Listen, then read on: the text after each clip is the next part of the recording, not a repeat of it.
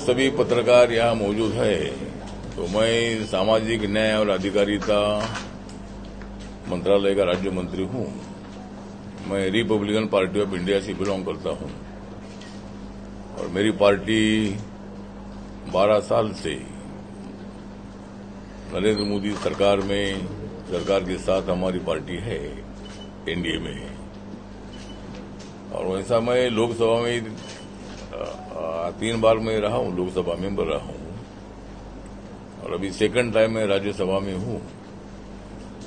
और मेरी पार्टी भारत के सभी राज्यों में है, सभी केंद्र शासित प्रदेशों में है। मतलब दादरा नगर हवेली में मेरी पार्टी है। आज एक सभा का आयोजन किया गया है, तो उसमें कई पार्टी के एक्टिविस्ट हमारी पार्टी में आने वाले हैं। और इसके पहले भी हमारी पार्टी यहाँ थी। दीव दमन में हमारी पार्टी है, अंडमान निकोबार में है, लक्षद्वीप में है और नागालैंड में मेरी पार्टी के 2 एमएलए हैं, नॉर्थ ईस्ट में। और मणिपुर में मेरी पार्टी रिकॉग्नाइज हो गई है। और मेरे पार्टी को गन्ना किसान जो है ये सिंबल मिला है। तो मेरी पार्टी छोटी पार्टी है, लेकिन हर राज्य में मेरी पार्टी है। नॉर्थ ईस्ट के सभी राज्यों में, मेघालय हो, मिजोरम हो, त्रिपुरा हो, अरुणाचल हो, सिक्किम हो, नागालैंड हो, मणिपुर हो, सभी राज्यों में मेरी पार्टी का यूनिट है। साउथ इंडिया में पांडिचेरी और सभी राज्यों में मेरी पार्टी काम करती है। नॉर्थ इंडिया में सभी राज्यों में मेरी पार्टी काम करती है। और बाबा साहब अम्बेडकर जी की विचारधारा लेकर, भारत के संविधान को सामने रखकर, जिस तरह संविधान ने सभी जाति धर्म के लोगों के साथ लाने का एक भूमिका रखी है, तो संविधान को सामने रखकर मेरी पार्टी सभी जाति वर्गों को साथ में लेती है। और उसी तरह मतलब आज यहाँ मैं इधर आया हूँ और यहाँ दादरा नगर हवेली में शेड्यूल कास्ट के भी कुछ लोग रहते हैं, ओबीसी भी कुछ लोग रहते हैं, जनरल कैटेगरी के भी कुछ लोग रहते हैं, राजस्थान गुजरात के लोग भी यहाँ रहते हैं, हमारे महाराष्ट्र के भी कुछ लोग यहाँ रहते हैं, हिंदी भाषिक भी कुछ लोग यहाँ लेबर और कुछ लोग रहते हैं।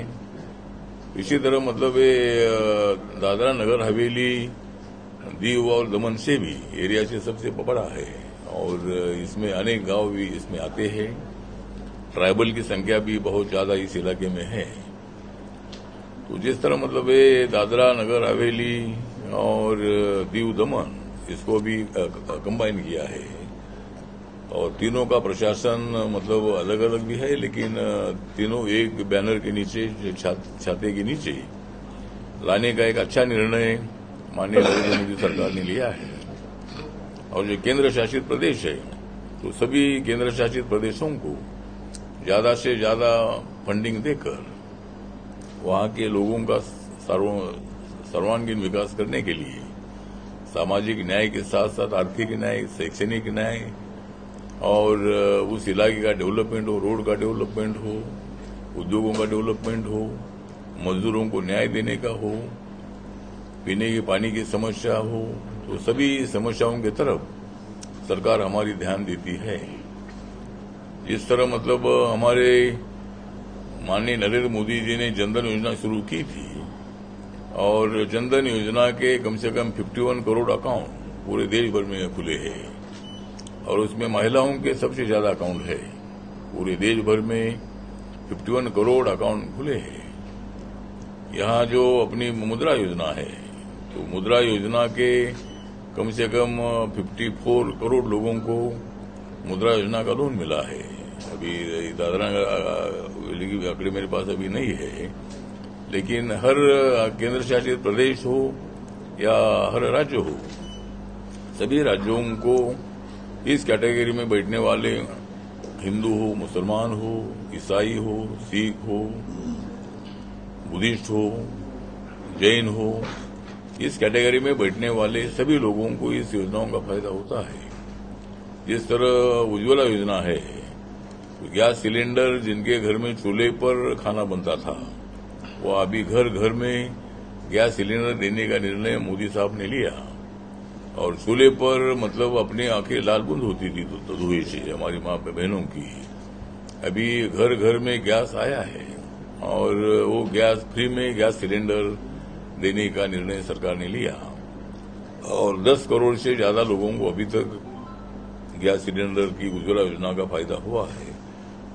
जिस तरह मतलब प्रधानमंत्री आवास योजना है, इसमें 4 करोड़ से ज्यादा लोगों को शौचालय के साथ मकान मिले हैं और अभी इस 5 साल में 3 करोड़ लोगों को मकान देने का बजट भी मंजूर कर दिया है और पूरे देश भर में और भी 3 करोड़ लोगों को पक्का मकान मिलेगा।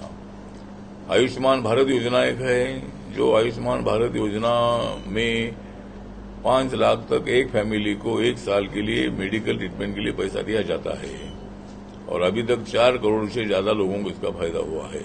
तो भारत सरकार जो है डेवलपमेंट में भारत सरकार एक बहुत ही अच्छा काम कर रही है। कांग्रेस के जमाने में रोड का डेवलपमेंट नहीं होता था। ये जो अहमदाबाद रोड है, अहमदाबाद रोड, मुंबई अहमदाबाद रोड, ये सिंगल ही रहता था।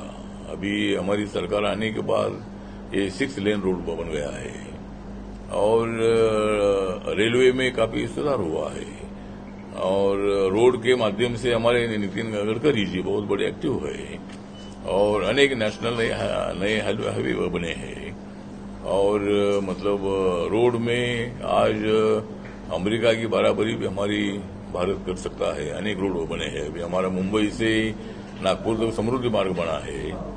7 घंटे में मुंबई से नागपुर पहुंचता है, मतलब एकदम स्ट्रेट रोड ऐसा वो बन गया है।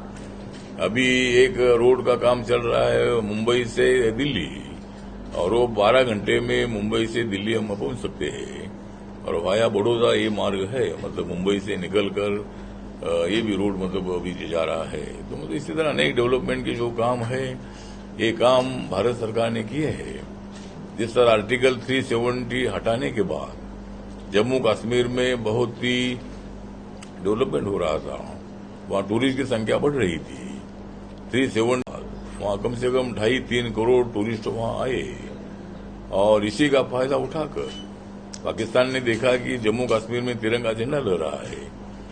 370 आर्टिकल हटने के पहले वहां झंडा अलग था, फ्लैग अलग था, लेकिन 370 आर्टिकल हटाने के बाद वहां तिरंगा झंडा लग रहा है।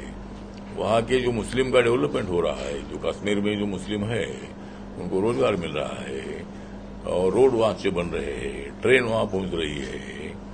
इसी तरह मतलब अनेक काम जो है काम माननीय मोदी साहब के कार्यकाल में हुए हैं और इसीलिए मतलब पाकिस्तान ने जो पहलगाम का जो हमला है, ये हमला जानबूझकर किया कि टूरिस्ट इतने आ रहे हैं, दुनिया से आ रहे हैं, भारत से आ रहे हैं, गुजरात से, महाराष्ट्र से, सभी राज्यों से टूरिस्ट बड़ी संख्या में आ रहे हैं।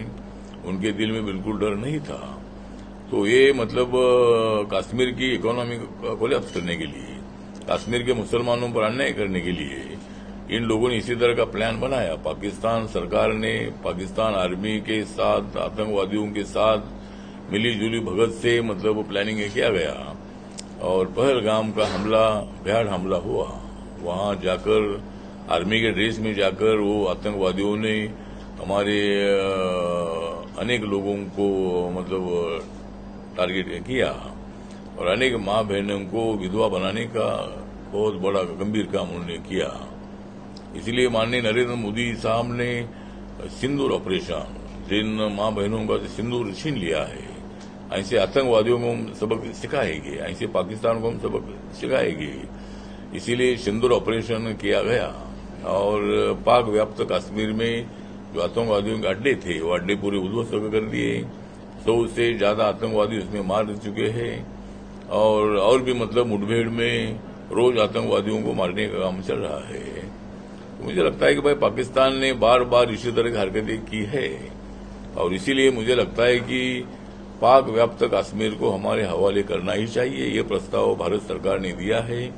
अभी कुछ दिन के लिए युद्ध जरूर बंद है, लेकिन पाकिस्तान अगर गोली चलाएगा तो गोली को गोली से उत्तर दिया जाएगा और पाकिस्तान के पास हमारा प्रस्ताव है कि जल्दी जल्दी पाक व्याप्त कश्मीर हमारे हवाले करो। अगर आप पाक का भला चाहते हैं, पाक को मतलब अच्छी तरह आगे बढ़ाना चाहते हैं, तो पाक व्याप्त कश्मीर पर जो पाकिस्तान का जो मतलब वहाँ कब्जा है उसको हटाना चाहिए और भारत के हवाले मतलब पाक व्याप्त कश्मीर देना चाहिए। और हमें कोई मध्यस्थी की जरूरत नहीं है। चर्चा होगी तो इंडिया और पाकिस्तान में चर्चा होगी। वहाँ कोई डोनाल्ड ट्रंप की या और किसी की आवश्यकता बिल्कुल नहीं है। डोनाल्ड ट्रंप हमारे अच्छे मित्र है। अमेरिका और भारत में व्यापार में बहुत बड़ा एक बिजनेस दोनों देशों में है और डोनाल्ड ट्रंप जी के साथ मोदी साहब के बहुत अच्छे संबंध है।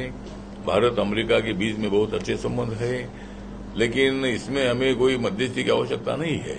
ये भारत सरकार ने अनाउंस भी किया है। तो मुझे लगता है कि एक बार मेरे पार्टी की भूमिका ये है कि एक बार आर पार की लड़ाई होनी चाहिए और पीओके को अपने हवाले पीओके को वो हवाले नहीं करेंगे तो युद्ध करके पीओके को अपने ताबे में लेना चाहिए। एक मेरी पार्टी की सूचना है।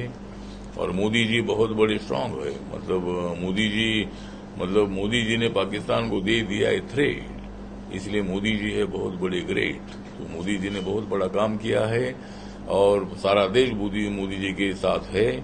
और मेरी पार्टी ने निर्णय लिया है कि जिस तरह बीजेपी ने तिरंगा यात्रा देश भर में निकालने का काम तिरंगा यात्रा निकल रही है, उसी तरह रिपब्लिकन पार्टी ने तय किया है कि भारत जिंदाबाद यात्रा, भारत इंडिया जिंदाबाद यात्रा जो है, ये यात्रा हर राज्य में, कई जिलों में, कई राजधानी के शहर पर, महाराष्ट्र में हर जिले में, तहसील में हमारा ये यात्रा निकलेगा। और भारत जिंदाबाद यात्रा के नाम पर हम उसमें पाकिस्तान का मुर्दाबाद का नारा देंगे, पाकिस्तान का अधिकार हम करेंगे और तिरंगा झंडा हाथ में लेकर हमारे कार्यकर्ता जगह जगह पर इसी तरह की यात्रा निकालेंगे। तो इसी तरह मतलब हमारी पार्टी सभी जाति की पार्टी है। एक जाति के लोग मेरी पार्टी में नहीं है। दलित तो बड़ी संख्या में मेरी पार्टी में ही है, लेकिन आदिवासी हो, ओबीसी हो, जनरल कैटेगरी के लोग हो, किसी भी भाषा के लोग हो, सभी को मेरी पार्टी में स्थान है। और आज कई लोग मतलब आरपीआई में सिलवासा की सभा में कुछ लोग आरपीआई में आ रहे हैं। हमारे जो विनोद कुमार राठवा जी जो है, ये हमारे दादरा नगर हवेली और दीव दमन के अध्यक्ष भी है और कई लोग आज हमारी पार्टी में शामिल हो रहे हैं।